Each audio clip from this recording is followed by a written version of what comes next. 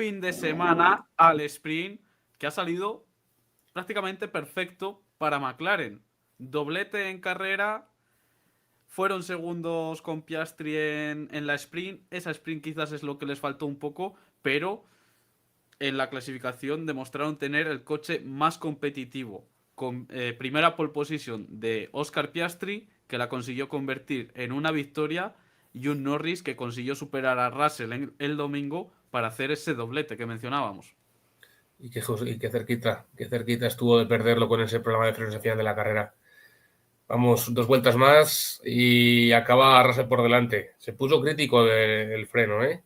No fue tan fácil como pensábamos, ni mucho menos, y al final acabaron pidiendo la hora.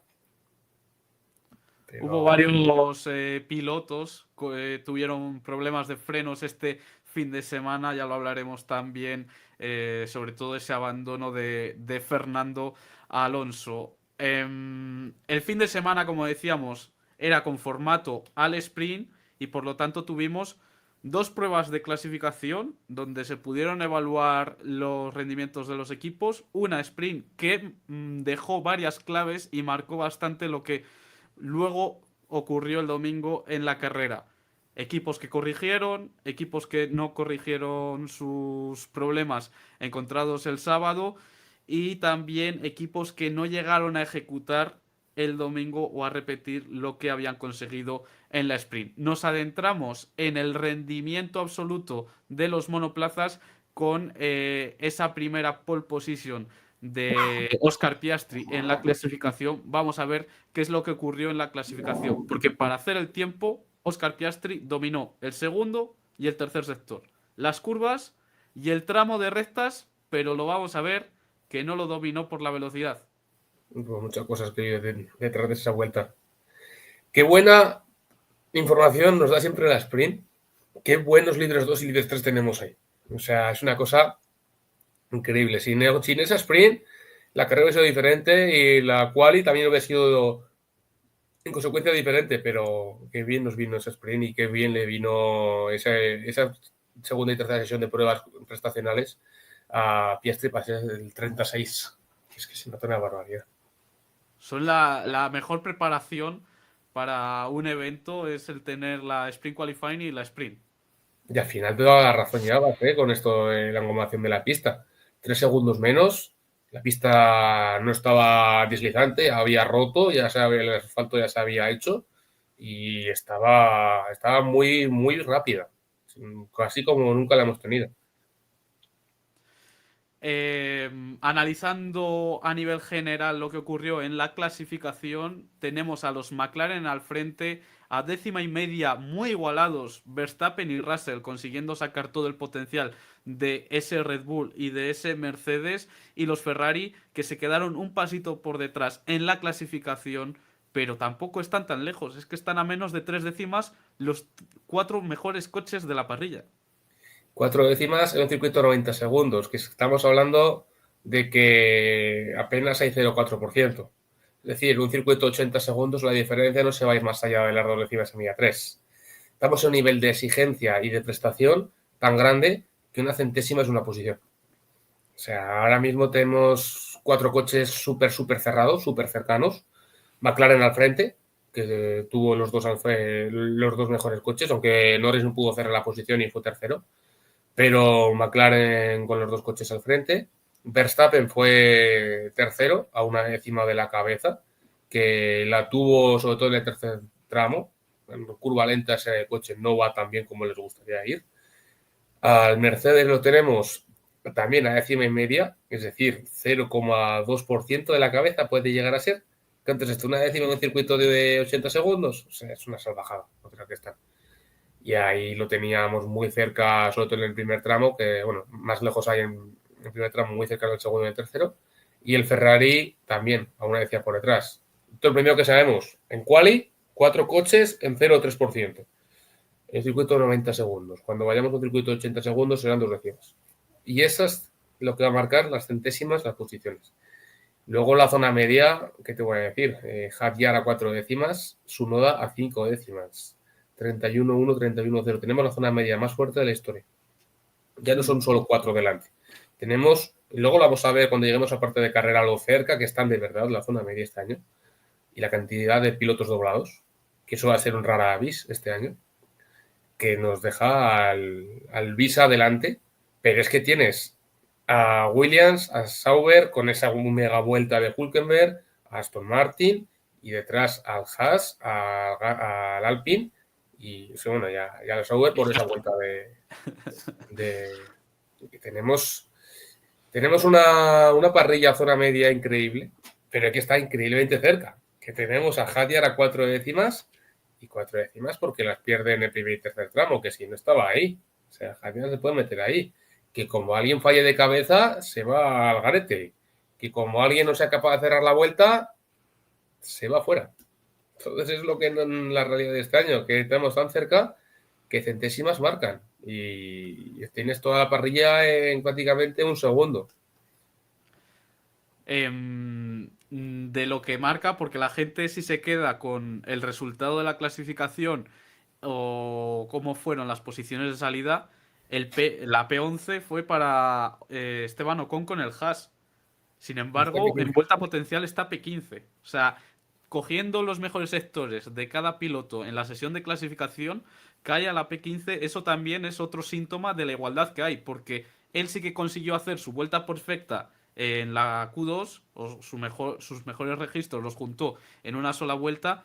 Los Aston Martin, Hülkenberg fallaron en algún punto en ese giro decisivo. Lo podemos ver un poco más definido, separado por sectores. El primero, que fue bueno, tuvo más relevancia de lo que veníamos hablando quizás en el previo. Al final, los tres tramos fueron bastante importantes. En el inicial, Verstappen fue el más rápido por milésimas sobre los McLaren. Piastri fue el que dominó el segundo y el tercero. Y es que es lo que te marca muy claro. Este año tenemos una igualdad tan grande y están todos tan cerca que es que tú te puedes encontrar a Alonso P4 en el sector 1, a Tsunoda P3 en el sector 2 y a Hadjar P8 en el sector 3. Y hablamos todo el rato de centésimas. Es que el Visa en el segundo tramo mejor que Russell, Verstappen, Norris, Antonelli, Leclerc. El Visa. Claro, ya te marca mucho la realidad de todo lo que hay este año. De cuatro coches delante, muy, muy cerca, pero es con una zona media que, ojo, que puede dar mucho, mucho por saco este año, ¿eh? Que no solo va a ser cuestiones de 4 pilotos, sino de 4 equipos, sino que van a haber más. Que podemos tener las Q3 no va a ser tan categorizadas de con los 4 equipos de cabeza. Que lo que ha pasado a Antonelli, a Lawson, va a volver a pasar. Y va a volver a pasar muchas veces. Como no hagas la vuelta, estás fuera. Un Visa que, al menos a baja carga de combustible, está generando bastante carga aerodinámica, tiene muy buen paso por curva con el neumático nuevo y consigue sacar ese gran potencial que lo llevamos viendo ya en dos clasificaciones, colocando a Tsunoda en la Q3, Hadjar también haciendo aquí un gran trabajo, muy buen rendimiento el que sacan al Visa RB, les cuesta luego transformarlo en puntos el domingo. Vamos a ver la calidad de las vueltas de la clasificación. Vamos a comparar las vueltas conseguidas el sábado con las marcadas en los entrenamientos libres. Talentos libres que son Sprint Quali. La Sprint Quali, eso, la Sprint Quali del viernes. ¿Qué pasa con los libres? Lo que veníamos diciendo, la Sprint Qualifying va a marcar bastante la situación de la clasificación, la Sprint va a marcar bastante el ritmo y la gestión que se tienen que hacer con los neumáticos para la carrera.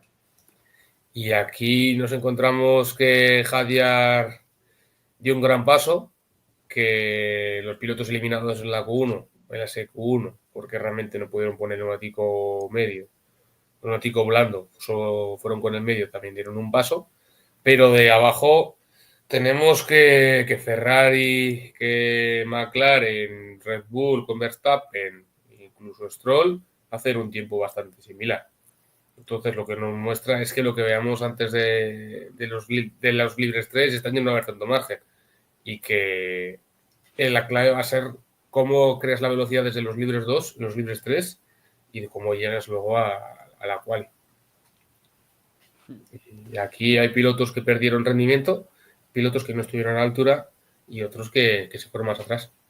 Luego habrá que tener en cuenta también en esta tabla que hay 10 pilotos que no usaron el neumático Claro. blando, no llegaron a usar el blando durante el viernes y esos vienen a ser los que más mejoran para la clasificación Sí. del sábado. Situando un poco por las zonas, qué coche fue dominador en cada parte, vemos otra imagen que demuestra la igualdad que tenemos este año 2025. En las curvas domina algo más el McLaren, sobre todo las del segundo sector y el inicio del tercer sector, pero no hay un claro dominador general a nivel general. O sea, nadie va a destacar por encima. Vemos en zonas más rápidas al Red Bull, un poco en torno a las rectas al Ferrari, también al Mercedes, pero está todo muy compartido. Tan en compartido está esto que contamos los equipos que tienen microsectores y sales 11 pilotos. Tienes Aston Martin de la 1 a la 2. Luego, Aston Martin eso empezando es fuerte. Verstappen. Empezando fuerte. Leclerc, o sea, Hamilton de la 4 a la 5. Me parece que es Albon alrededor de la 5 a la 6. Luego tienes Norris. Luego tienes Leclerc. Luego tienes Piastri.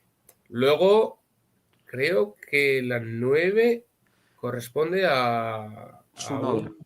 a su noda. Sí, a su noda, eso es. La 9 a la 10.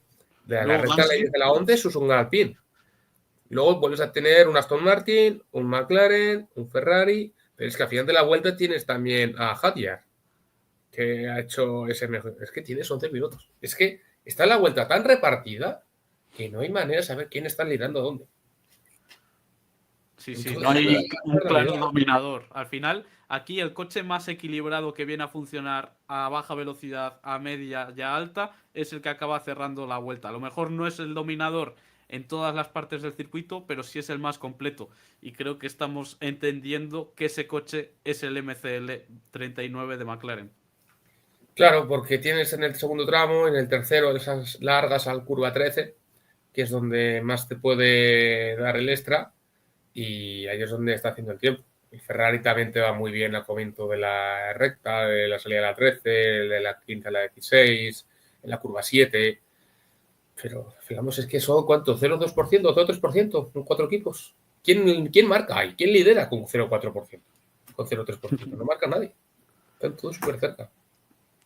Y de pasar a ver a nivel general lo que ha ocurrido en la clasificación, vamos a adentrarnos en dónde se generaron esas diferencias en la pelea por la pole position. En primer lugar tenemos a Oscar Piastri frente a George Russell, un gran clasificador, el piloto británico de Mercedes, que le arrebató la primera fila de la parrilla a Norris para que no fuera de color papaya en la salida del domingo. Las diferencias en la vuelta fueron mínimas entre Piastri y George Russell y se terminaron decidiendo en la parte final del circuito. Fíjate que desde la curva de salida de la 4 hasta final de la vuelta estás en más o menos 0,1. Todo el rato moviéndote en la décima. Incluso llega a la frenada de la 14 centésimas. Y lo pierde básicamente porque el McLaren, en este caso Piastri, sale mucho mejor de la curva 14, que es la horquilla, y llega un pelín mejor o sea, a la 16, a la curva izquierda de meta. Pero ya, o sea, ya. Por eso decía Piastri la horquilla de su vida, porque ha cambiado una pole que era para Russell en una pole que es para él. Y por eso tuvo tanta velocidad y por eso lo hizo tan bien en esta parte de la vuelta. En el resto estamos hablando de más o menos 0,1. O sea, incluso de 0 a menos 0,1, que iba a favor de Russell. Era increíblemente cercano a la posición que tenía Russell y lo increíblemente cerca que están. Aquí nadie tiene medio segundo, aquí nadie tiene 8 décimas. Aquí si acaso tienes una décima o dos y deja de contar. Esto se O parece sea, más a monomarcas que a Fórmula 1. o sea que es más entendible lo que ocurrió el viernes de que el mejor tiempo lo consiguiera Hamilton, sí que se lo esperara el resto de la gente, a que veamos todos los días dominando a McLaren. Sí, McLaren sí. tiene el mejor coche, pero es que las diferencias no son amplias. Por lo tanto, a veces les van a quitar esa mejor vuelta. Es que fíjate lo que tiene que hacer, ¿eh? Que tiene mejor coche y hasta la curva 14, hasta la horquilla va detrás de Russell. Eso es tener el mejor coche. Aquí hablamos de la vuelta no te va a venir solo por cerrar la vuelta. La vuelta te va a venir si haces algo maravilloso. Y en este caso Piastri lo hizo en la salida de la curva 14, o en el paso con la 14, que recuperó media décima y consiguió media décima, una décima. Y de eso estamos hablando, de centésimas. Que es increíble. O sea, esto es súper cerrado todo. Eso fue en el caso, en el duelo por la pole position. ¿Dónde queda el Red Bull? ¿Dónde queda Max Verstappen en la comparativa de la clasificación con Oscar Piastri, que va a ser la referencia? Y nos encontramos un buen inicio de vuelta para el Red Bull, un buen inicio de vuelta de Max Verstappen, hasta llegar a la curva, creo que es la 9-10, Sí, que es donde empieza a dejarse el tiempo respecto al McLaren. ¿Es posible que hubiera sobrecalentado los neumáticos blandos Max Verstappen respecto a un Piastri que los estaba cuidando más para terminar mejor la vuelta? pues es muy posible, porque de la 9 a la 12 es donde pierde todo. O sea, de la 9 a la salida de la 12-13. Él pierde todo. Y hablamos de que la 9 tiene menos velocidad. Ha habido algún problema porque se le va muy pronto la velocidad, muy raro. Como que si fuera un pico de aceleración lateral o algo extraño. Y luego la salida de la 12 a 13, que estaba en la 0, se va a una décima básicamente porque entrega mejor el gas el McLaren. Y ahí está todo.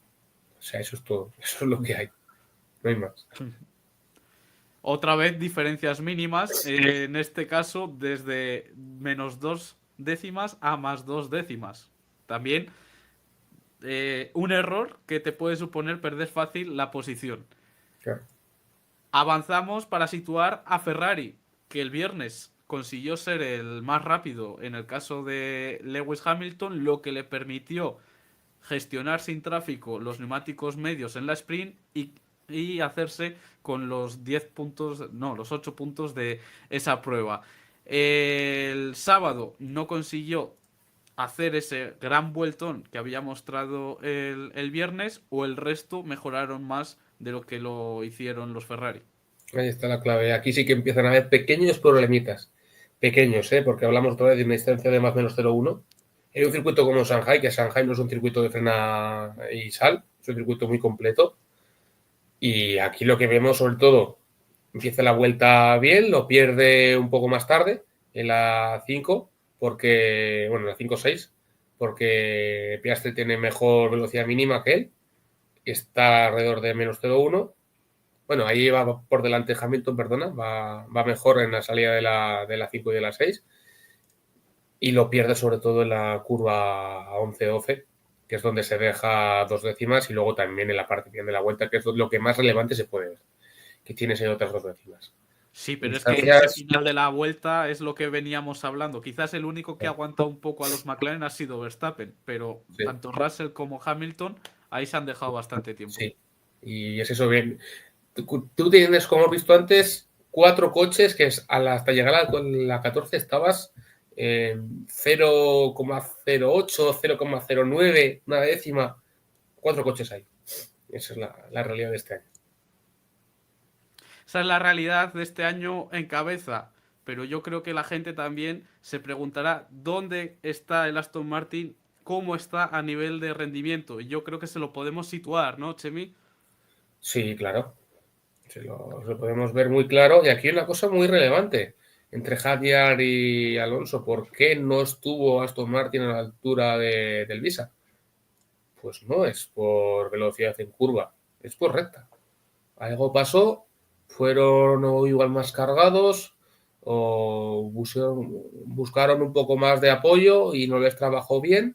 La cosa es que salían mejor hasta la curva 6, 5-6, entraba mejor la frenada, pero luego lo perdía un poco en la tracción de la 3-4. Y la salida de las 6 con el gas hasta llegar a la curva 7-8, que era 2 décimas.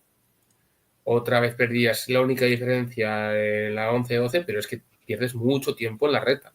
Pierdes mucho tiempo en la recta que luego no lo recuperas. Hablamos de que de 6 décimas, alrededor de, pues aquí son 2 y luego tienes otras 3, 5 décimas tienes en la recta por drag. Ese fue el problema de Aston Martin este fin de semana. Era un coche demasiado cargado para una vuelta. Claro, protegiendo el neumático. Protege el neumático, luego en carrera funciona mejor. Y es algo que estábamos repitiendo este fin de semana. Yo veía al Aston Martin un monoplaza más de carrera que de clasificación. Entonces le está costando un poco más llegar a la Q3, pero luego terminan puntuando o pujando bastante fuerte por estar en esas 10 primeras posiciones porque tienen buena gestión de neumáticos y muestran un ritmo bastante más competitivo que el rendimiento que sacan en clasificación.